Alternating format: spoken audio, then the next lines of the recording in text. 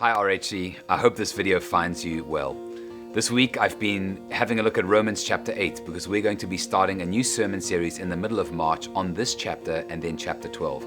Romans 8 is one of the most glorious chapters in the entire Bible. It begins by God's declaration that there's no condemnation for those of us who are in Christ, and it ends with an amazing section about God's unending love.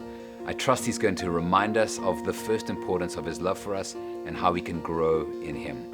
Now today in this video, I want to tell us 3 brief things about RHC. Firstly, I'm so excited to let us know that we're moving back to Farama. Now, moving back to Farama is not going to be exactly the same as it was before, and we're going to be updating you about some of those changes in February. To some of us, moving to Farama is going to feel like coming back home. But to others who've joined us during the pandemic, it's going to feel like something entirely new. Regardless of who you are, I trust you're excited about this next phase in our journey together. City and leisure has been a necessary but imperfect solution for the last year. But being able to be back in Farama enables us to live out what we believe church is in a far richer way. Live worship, all gathered together in one hall, natural light so we can see one another, and have better opportunities to build relationships too. I'm really excited for you to join us. I know some have been cautious about regathering over the last 2 years, but I really want to encourage us after 2 years to come back together and join us physically from March. The second thing I want to update us on are our church planting plans. As many of you know, one of the biggest things we're doing this year is planting 2 churches. Some wonderful updates are that the MCP had 200 people at their Christmas event, which is really amazing. All the tickets were sold out. Thanks to everyone who invited so many friends and family. I've also been really pumped by all the people who are signing up to join the English church plant.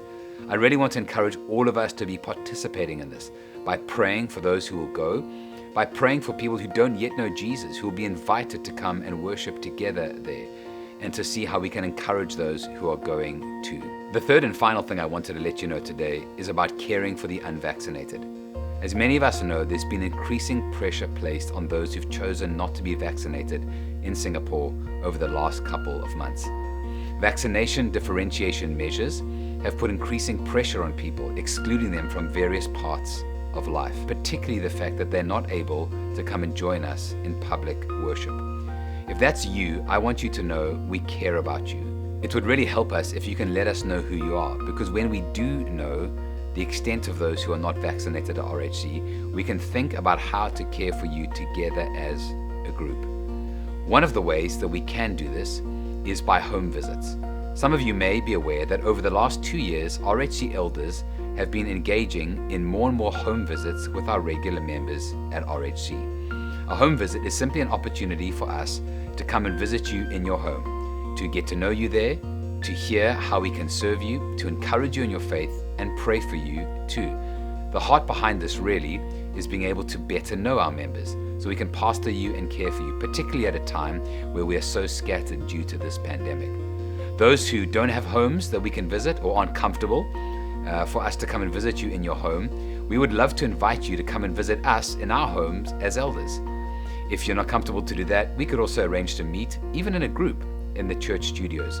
We would love to be able to get to know you better and see how we can serve you as your leaders. Whilst this applies to all members, this is a particular way that we can care for those who are unvaccinated at this time. Thanks so much for taking the time to listen to me today. I trust that you're excited about our move back to Farama and are praying that even in the midst of these unprecedented times, God is continuing to work in us and through us as a church. See you soon.